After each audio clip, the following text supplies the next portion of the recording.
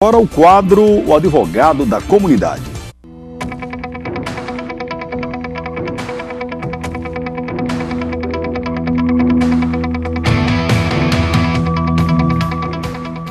Opa, minha amiga Amanda Cristina, doutora Amanda, boa tarde, tudo bem? Boa tarde, Gilson, boa tarde a todos os telespectadores que aqui com certeza estão dando audiência, né, devida a esse programa que é tão salutar para a comunidade. Que bom, doutora Amanda, e obrigado pela colaboração da senhora aqui ao nosso programa. Amanda, vamos falar hoje sobre o Estatuto da Criança e o Adolescente. O discutido, o questionado Estatuto da Criança, que chama de ECA também, né? Isso, Ninguém ECA. Gosta nem que diga assim, né? É verdade. Se discuta a maioridade penal, mas vamos lá por ordem aqui, a gente vai chegar lá. Vamos lá. O Estatuto da Criança e do Adolescente é realmente importante na defesa da criança e do adolescente e da sociedade?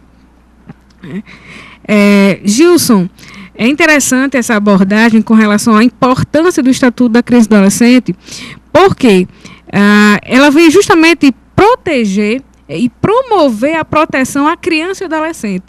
E essa proteção, ela visa também resguardar essa criança e o adolescente de entrar, né, no mundo do crime. Porque muito se discute, não, mas existem crianças, existem adolescentes que praticam crimes, na verdade não crimes, porque eles não têm a idade, a maioridade penal e são colocados aí, no caso... Como é que chama? Como é que crime? São infrações. Infrações. Né? Infrações.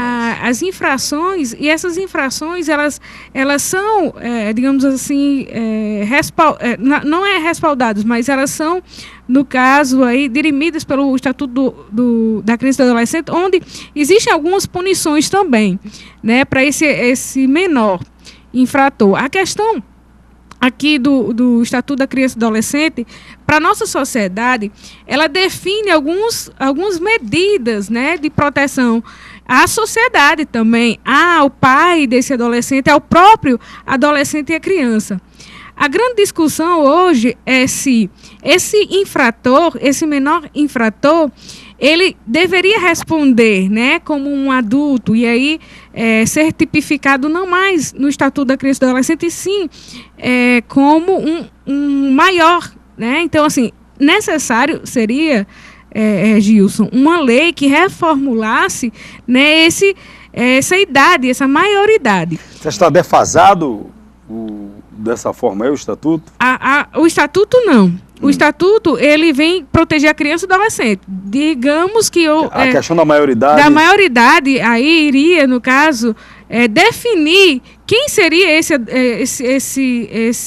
adulto, né? Que a partir, digamos, hoje, a maioridade é a partir dos 18 anos. Isso. E aí ele responde, né, tanto civilmente quanto penalmente. E aí essa pessoa, né, o ser humano, aos 18 anos adquire essa maioridade e antes disso é considerado criança ou adolescente. Nesse caso, a redução dessa maioridade ia, digamos assim, definir que o menor, no caso, e a criança ou adolescente seria, digamos, se baixasse para 16 anos, então a criança ou adolescente seria 16 anos abaixo. Então, o Estatuto, ele iria continuar vigorando para esses, né, menor de 14 anos. Mas você acha que, por exemplo, vamos lá, você disse que o Estatuto, ele protege, e o quê? Ele protege a criança? Ele protege a criança e o adolescente, ele protege os direitos dessa criança e adolescente de ter, digamos, dignidade, de ser educado, de ter direito a uma educação. Por quê? Porque o Estatuto da Criança e do Adolescente ele não veio apenas para resguardar a sociedade de um menor infrator. Ele veio justamente para dar a possibilidade desse menor infrator de ter a sua vida, né, normal, de vir com sua vida, digamos assim, do lar, da família, regularizada. Então, o Estado, ele está se preocupando, né, com aquele menor, aquela criança ou adolescente que não teve, talvez, um referencial de autoridade dentro da família. Mas como aí seria o Estado o responsável. Como explicar para uma sociedade, né, que num país que um adolescente de 16 anos não pode assumir por uma infração, vamos dizer assim, né, mas ele pode escolher um presidente da República, pode escolher um senador, que é uma coisa de suma importância. As pessoas podem até não dar valor, mas o voto é uma coisa tão importante, você chegar lá e escolher alguém que vai lhe representar, que vai lhe governar, e esse adolescente é lhe dado o direito de escolher, mas não tem o dever, né, de responder por exemplo, um crime de homicídio. E responde, mas responde de outra forma. Justamente. A questão aí... Como explicar para a sociedade isso, doutora? Justamente. Fica difícil explicar quando a nossa própria legislação ela não reconhece, no caso, essa consciência, né? Principalmente quando não define a maioridade penal para esse que está entre os 16 anos e os 18 anos, né? Define ainda como menor, criança e adolescente. Então, a senhora acha que era para ter acompanhado. Se ele estava dando o direito do voto, era para ter umas observações também, a partir dos 16 anos, ter... A maioridade penal. Isso, no caso, é discutível, né? Alguns entendem que essa seria a idade correta, outros não, dizem que é a partir dos 16 anos. Então, é muito subjetivo. A questão... Pois não. A questão é que a lei ela tem que determinar esse limite da idade para responder. Então, assim, não é nem uma questão, digamos assim, dos aplicadores do direito, é uma questão mais de legislação, né? De nossa legislação, ela não prevê a punição para esse menor, certo? Com a lei, no caso do Código Penal brasileiro, e sim com o Estatuto da Criança e do Adolescente, que não só apenas define algumas medidas, né, digamos, socioeducativas, mas também ela vem para proteger a criança e adolescente. Como é que ocorre hoje em outros países, a senhora, com relação à maioridade penal? No caso... Nos Estados Unidos, como é que é? Nos Estados Unidos, cada estado ele tem uma autonomia para legislar. Então, as leis lá, a gente chama de... Existe uma regionalização das leis. Muito né? bem. Inclusive, foi fruto até de um trabalho na época, enquanto acadêmica, e estudar essa questão da regionalização das leis. Porque algumas leis que servem para determinados centros urbanos maiores, elas muitas vezes são ineficazes ou inefetivas em determinados centros, ou determinados centros urbanos ou interior. Então, nos Estados Unidos, cada estado ele tem essa autonomia de legislar, e em alguns, a criança, ela até pode responder por prisão perpétua ou pena de morte. Por quê? Porque existe uma legislação que prevê esse enquadramento, né, dessa criança e desse adolescente, não como uma criança, mas como alguém que tem uma consciência e praticou um crime, e por isso ele é encaixado como um criminoso e responde como um adulto. Mas a senhora acha que isso deva mudar breve em relação ao Brasil? No Brasil, existe essa possibilidade. Existe uma discussão. A questão se será a curto tempo ou no maior espaço de tempo, né? Se vão realmente trazer essa necessidade de se limitar a maioridade, no caso aí, ou diminuir a maioridade para 16 anos, talvez, eu não sei. Mas a grande questão que eu deixo aqui é que você tira do âmbito da responsabilidade dos pais e lança para a sociedade a responsabilidade. Então, quando o Estado ele se compromete em agora punir aquele que seria punido, não seria punido com o ECA, mas agora com o Código Penal, agora também a sociedade ela é responsável por isso, né? A gente sabe que nosso sistema penitenciário hoje é defasado também. Ele não recupera, né? Não é apenas, né? Justamente.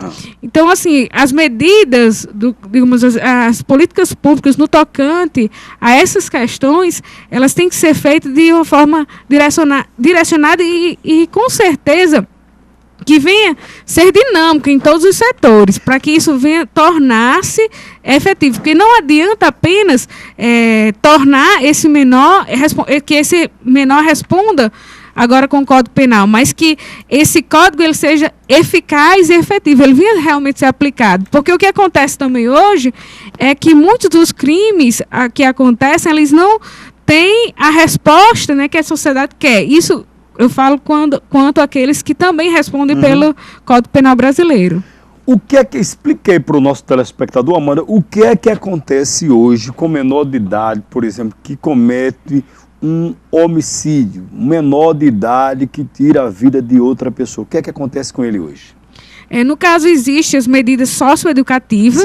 Eu estou falando, né, ele é acusado, não, ele é réu confesso de um crime de homicídio. O que é que ocorre com ele? Pronto. Vai se estudar a vida pregressa dessa criança e adolescente, as circunstâncias da infração, e ele vai responder com a medida socioeducativa. E essa medida, ela pode ser, no caso de restrição aí da sua liberdade, e aí vai ser num local apropriado. No caso, hoje nós temos o SEDUC, né, aqui em Mossoró. Qual é o pior, se é o SEDUC ou uma penitenciária dessa aí? E aí quem já pôde visitar o SEDUC, assim como eu já fui, vai verificar que lá existem os dormitórios, né, de cada criança e adolescente. Eles são, no caso, colocados, né, em setores diferentes, dependendo do crime, da idade também. Eles têm essas questões, né, de diferenciar os menores. Eles estudam, eles praticam esportes, eles têm todo um aparato para que eles voltem para a sociedade já, no caso, recuperados, né, devido a essa infração, recuperados. É claro que, como disse, não só esses centros de recuperação para menores infratores, mas também as nossas penitenciárias, elas estão aquém, né? Do crime, né? Justamente. Os caras saem do meio da rua e vão fazer um doutorado lá na criminalidade. Justamente. Então, a sociedade, não adianta apenas pegar aquele que cometeu o crime e colocar, né? Porque ele vai sair e vai dar uma resposta à sociedade também, ou outra resposta, né, daquilo que ele sofre lá dentro. Então, eu acredito que existem outras coisas, além dessas, que devem ser feitas, no caso, com relação à verificação da idade, né, para ser colocada a punição agora desse menor. Existe também a questão das políticas públicas, a questão do executivo estar preocupado com essa situação e a sociedade cobrar. Porque se a sociedade se acomoda, se a sociedade ela não conhece, consequentemente ela vai ser refém de tudo isso. Então a gente tem que ser participativo. Eu entendo a senhora como operadora do direito, mas eu, na condição de comunicador social, sou terminantemente contra algumas coisas do Estatuto da Criança e do Adolescente. Desculpa a sinceridade, né? Eu acho que passa pela questão social, lógico que passa. Não seria tão ignorante e não reconhecer isso.